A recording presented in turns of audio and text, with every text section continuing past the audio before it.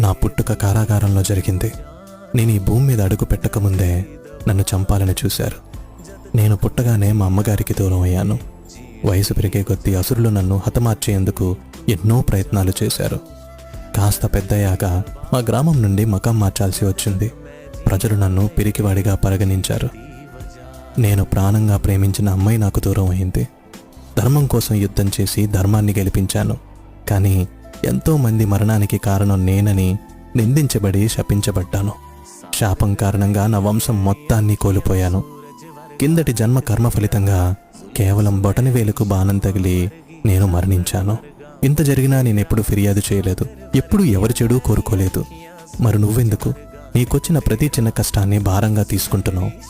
నీకు నీ మీద నమ్మకం లేదా? లేదా నాపైన నమ్మకం లేదా? నువ్వున్న పరిస్థితులు నువ్వేంటి అన్నది చెప్పదు. నువ్వు నడుస్తున్న మార్గం వల్ల నీ విధి